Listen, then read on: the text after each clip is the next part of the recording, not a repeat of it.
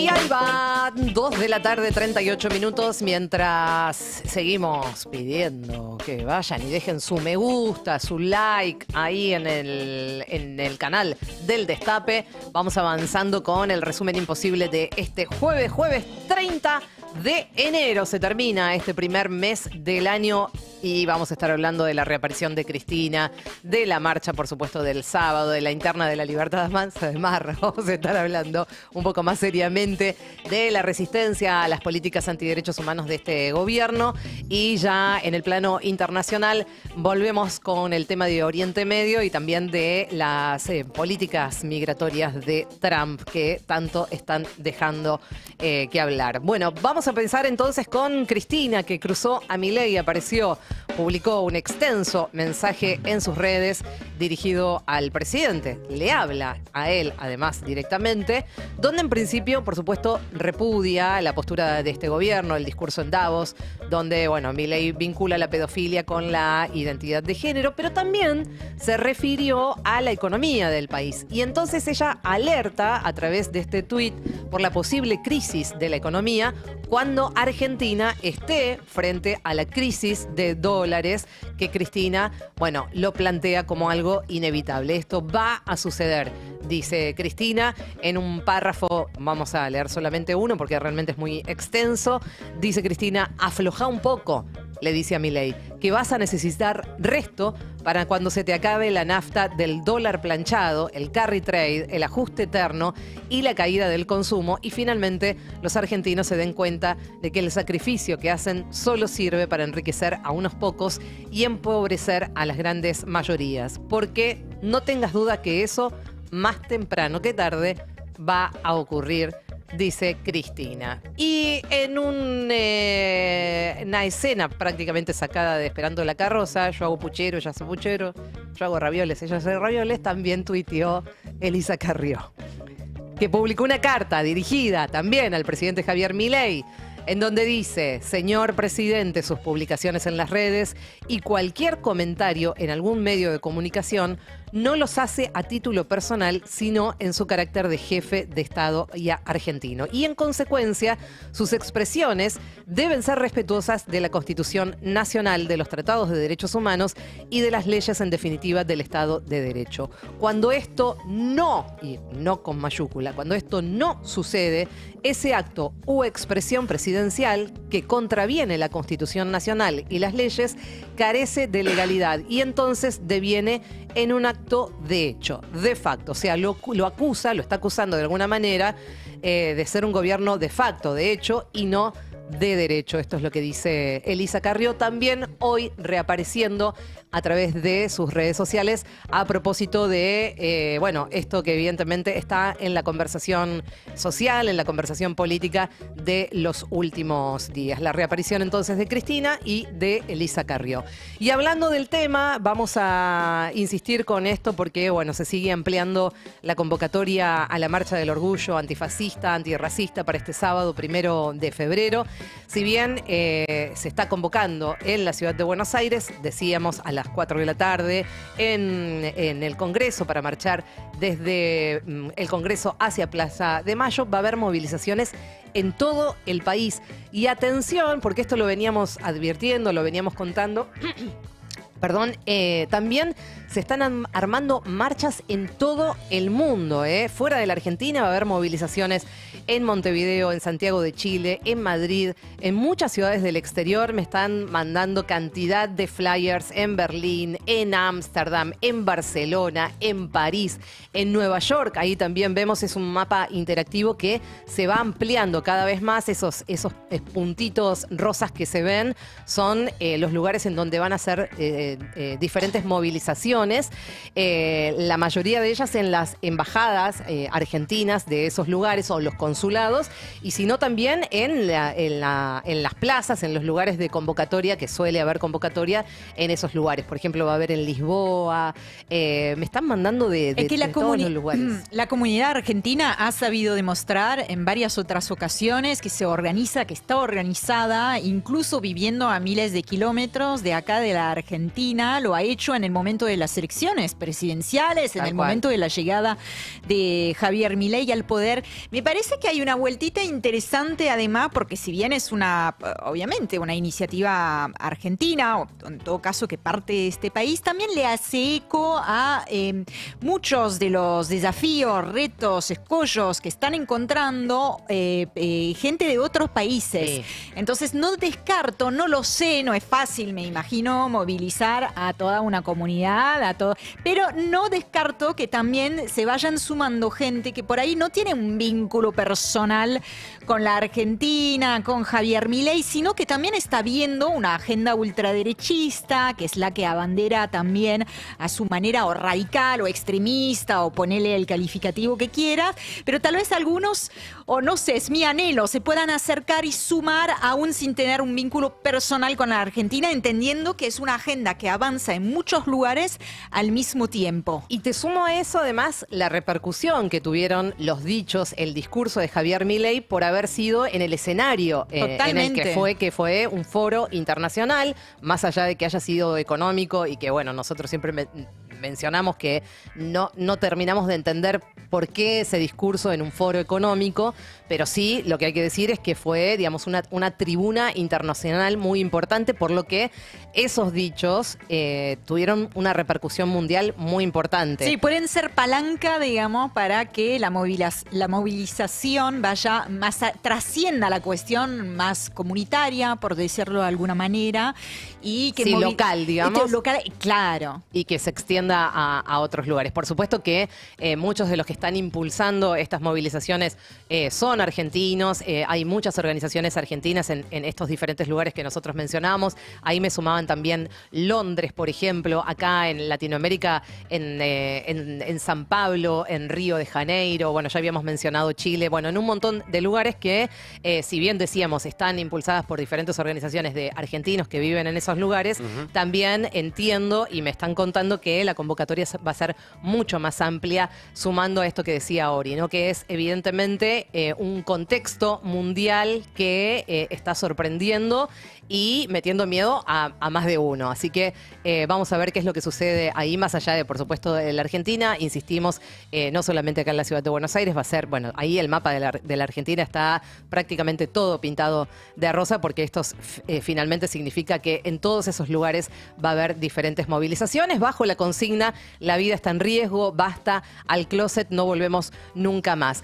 Vamos a recordar que el Destape está convocando a esta movilización, porque la idea es que podamos estar todos juntos. A las 4 de la tarde vamos a estar ahí juntándonos en Hipólito Yrigoyen y Solís. Recordamos que esta marcha va a ser del Congreso hacia Plaza de Mayo, así que estamos poniendo un punto de encuentro, por supuesto.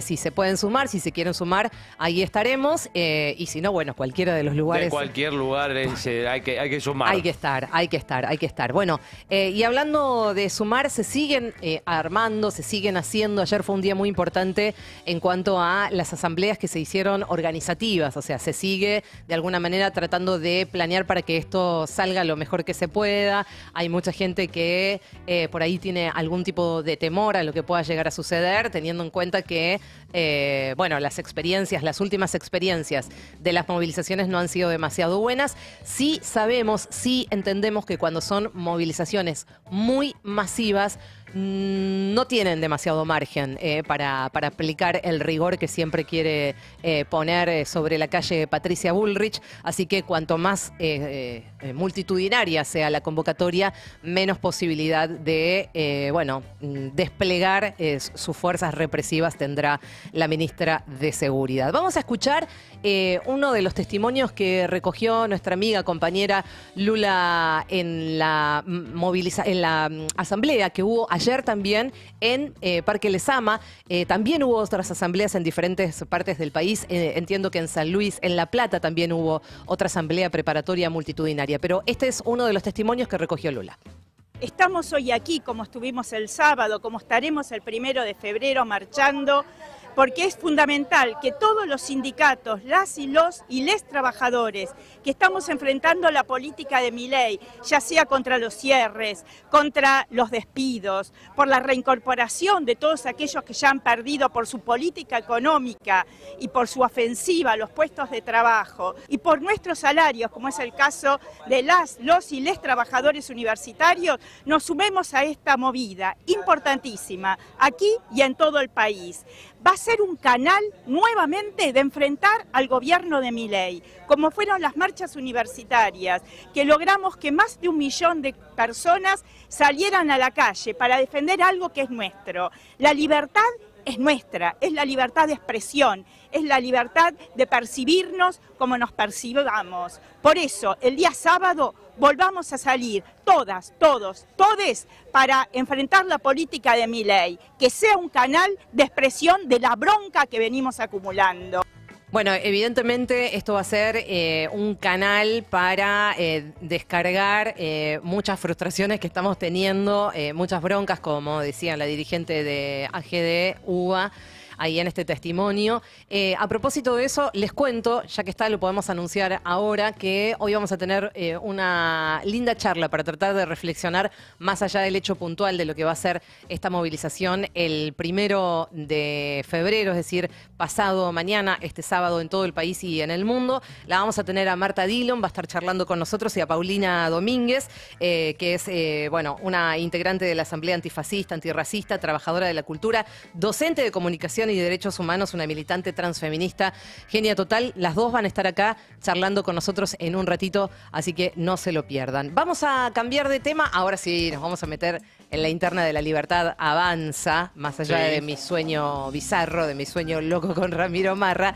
Evidentemente es uno de los temas del día, porque ayer muy tarde se conoció esta noticia que finalmente La Libertad Avanza echó a Ramiro Marra después de acusarlo de haber votado un aumento de impuestos en la ciudad de Buenos Aires. Un poco lo venían corriendo, de a poquito. Un poco, ya lo tenían totalmente en la de a poquito. intemperie. La verdad Él que insistió, mucho. Es una excusa esto, claramente, el voto no.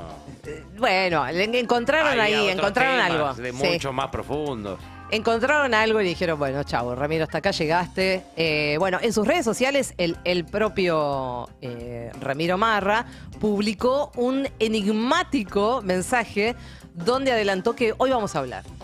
Hoy vamos a hablar. Él dijo, viva la lealtad, viva la libertad, carajo, mañana hablamos, por hoy. Esto lo publicó cerca de las 12 de la noche, ¿no? Se ve que todavía no se levantó Ramiro. Sí, no sé, me parece que no, o no sé, capaz que tuvo una noche larga, andás a ver, qué sé yo. Como que soñé yo con él, capaz que no lo dejé dormir. Capaz que no lo dejé dormir. Bueno, mientras tanto, la libertad avanza sobre el PRO. También, metámonos un poco en este tema. Saben que nosotros lo contábamos, hubo una reunión de la mesa ejecutiva del PRO. Y en ese mismo momento, Patricia Bullrich pasó por el despacho del asesor presidencial, Santiago Caputo. Ayer la ministra de Seguridad le dio una buena noticia a La Libertad Avanza, una muy mala para Macri, claramente. Los legisladores porteños, Juan Pablo Arenaza, Silvia Imaz y María Luisa González Estebarena, que responden a Patricia Bullrich, confirmaron ayer su ingreso al bloque de La Libertad Avanza en la ciudad de Buenos Aires. Esto es la legislatura porteña.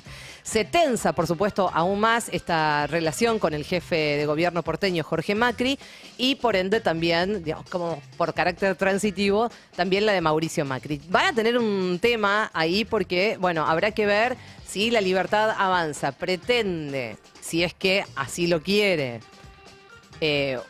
unidad a nivel nacional, unidad a nivel distrital o directamente nada de unidad. Esto habrá que ver, seguramente en los próximos días se vaya avanzando en esto y vayamos conociendo algunas informaciones. En la ciudad de Buenos Aires parece estar todo bastante podrido, como para que La Libertad Avanza haga una alianza con el PRO.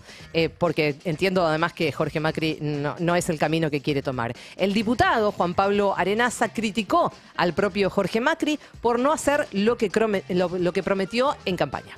Jorge Macri ganó la elección contra Lustó, que era su contrincante, por el apoyo que recibió de Patricia Bullrich, digamos. Y las propuestas que nosotros teníamos no son las cosas que están ocurriendo hoy en la ciudad.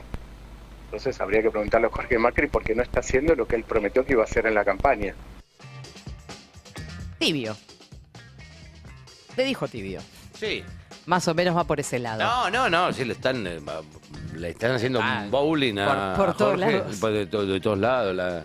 Por La todos lados. chica esta que es de la Libertad Avanza de la legislatura, La que hablaba con No, esa es diputada nacional. esa es diputada nacional. La presidenta del bloque de la Libertad se llama Pilar Ramírez, algo sí. así. Recién veía un hilo muy interesante de Victoria de Masi, contando la historia de ella. Pero ese se levanta y lo primero que hace es tuitear en contra de Jorge Macri. Sí. Lo están esmerilando un poquitito. Otro de los personajes enigmáticos que ya uno no sabe muy bien dónde ubicar es el Colorado Santilli.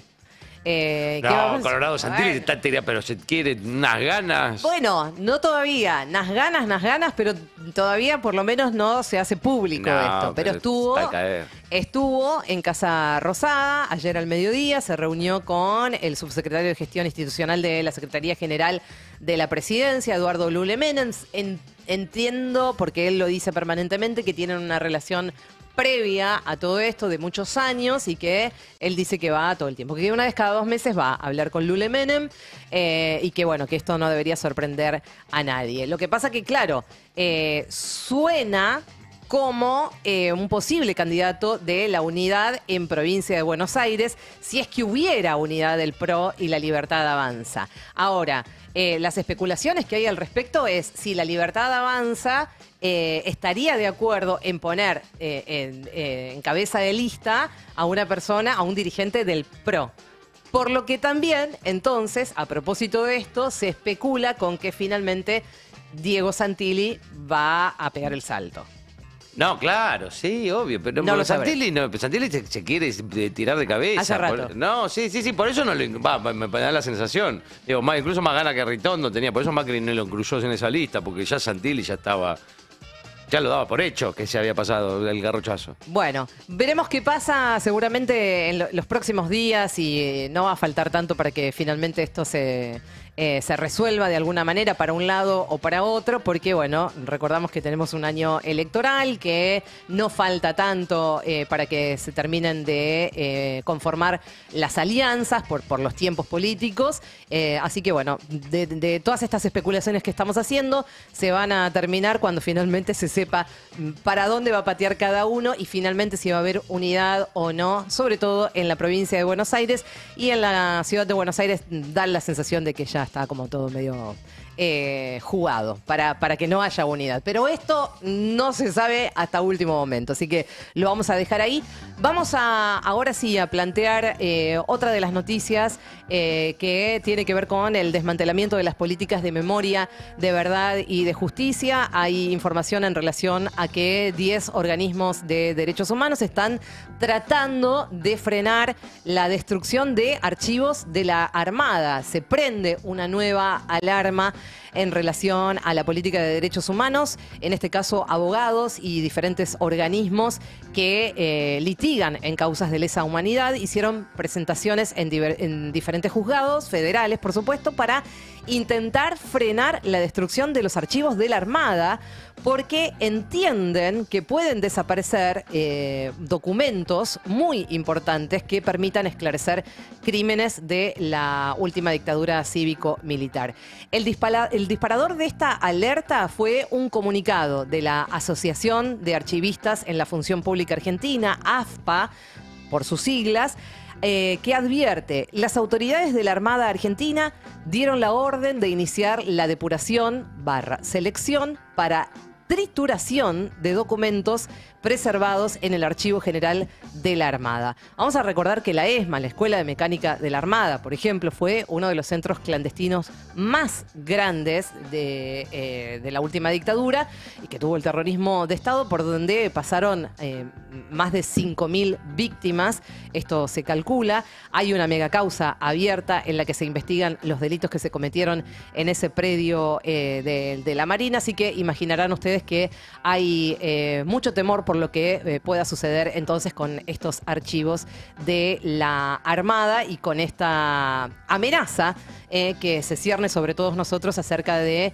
que van a hacer desaparecer o van a triturar un montón de documentación muy importante. Insistimos, son muy importantes esos documentos, incluso para las causas que todavía se están sustanciando, que por suerte todavía siguen, de crímenes de lesa humanidad. Hasta acá el resumen de lo que ha pasado en la Argentina, pero nos vamos a ir hacia Oriente Medio primero, ¿no, Ori? Así es, este 30 de enero entran en vigor las leyes aprobadas por el Parlamento israelí, que se llama la Knesset, que impiden esas normas, la legislación o esas legislaciones, las operaciones de la Agencia de Naciones Unidas para los refugiados palestinos, que solemos nombrar por su sigla, la UNRWA. Pese a todo, la UNRWA indicó, en un mensaje publicado en sus redes sociales, que continúa brindando asistencia y servicios a las comunidades a las que sirven habitualmente. Nuestras clínicas en toda Cisjordania ocupada, incluida Jerusalén Oriental y Jerusalén Este, ¿no?, están abiertas mientras continúa la operación humanitaria en Gaza, dice el mensaje en cuestión. Nos comprometemos a permanecer y a cumplir. Recordemos brevemente, Gaby, que esa es una agencia que fue creada por la Asamblea General de las Naciones Unidas décadas atrás, en 1949, que se ha convertido a lo largo de todos estos años de trabajo en el principal soporte de cientos de miles de millones de palestinos, más todavía, por supuesto, en este contexto. Cuando hablamos del trabajo de la UNRWA, estamos hablando de refugio, estamos hablando de alimentos, estamos hablando de educación, porque gestionan escuelas, estamos hablando de atención médica, porque tienen también centros de salud. Estamos hablando realmente de una columna vertebral del apoyo, la ayuda que les llega a los palestinos. Lo que dice la agencia es que hasta ahora no ha recibido información oficial del gobierno israelí sobre cómo va a ser implementada esa ley o cómo van a ser implementadas las leyes, y que por eso también siguen adelante con su trabajo de siempre. Recordar que las leyes, digo en plural porque lo que hace es ordenar el fin de todas las operaciones justamente en Jerusalén Este, donde la agencia tiene una sede, pero además Israel aprobó una segunda ley que impide al personal de la agencia mantener contacto con las autoridades israelíes, lo que por supuesto hace imposible la coordinación que es necesaria para asistir a la población, especialmente en Cisjordania y en Gaza. Bueno, hablando de gente preocupada por el futuro de la humanidad, nos vamos a Estados Unidos con una noticia que hizo y que sigue haciendo mucho ruido. Donald Trump está muy empecinado, mantiene su cruzada contra las personas migrantes indocumentadas. Todos los días cae alguna noticia nueva. En este caso, el presidente estadounidense anunció que mandará a esas personas a Guantánamo. So signing an executive order to instruct the Departments of Defense and Homeland Security to begin preparing the 30,000-person migrant facility at Guantanamo Bay. Most people Bueno, está hablando Donald Trump diciendo que firmará próximamente una orden ejecutiva para habilitar 30.000 camas en la base de Guantánamo con el fin de detener a inmigrantes indocumentados. Bueno, el mensaje es muy claro, Gaby, no hay que darle muchas vueltas. Para Trump, y él mismo lo viene diciendo, no es que nosotros estemos haciendo una lectura entre líneas, ¿no? Los migrantes y los solicitantes de asilo son el enemigo y merecen ser descartado, incluso en una prisión, en una isla, privados de servicios básicos, de apoyos legales y sociales. Ese mismo Trump que considera a los inmigrantes como la nueva amenaza terrorista, porque de esto estamos hablando, más todavía cuando se trata de Guantánamo, ¿no? Bueno, es el mismo presidente que indultó a más de 1.200 de sus simpatizantes que fueron condenados por la justicia por el ataque al Capitolio, un ataque en el que murieron 5 personas. Claro. ¿No? Digo, como para que entendamos Sí. un poco Pongamos en contexto. el sesgo ideológico, obviamente. Doble vara me parece que le queda como demasiado educado, ¿no? De Sí. ser que tiene una doble vara. Bueno, a fondo con su proyecto y su visión de sociedad.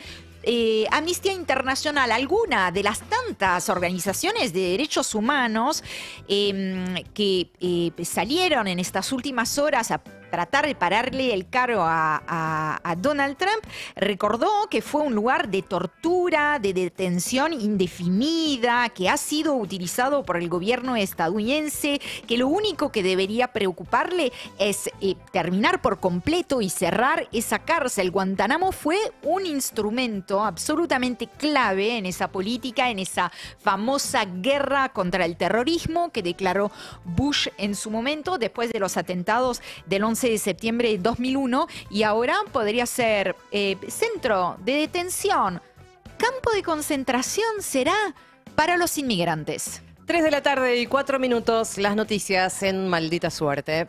Maldita Suerte.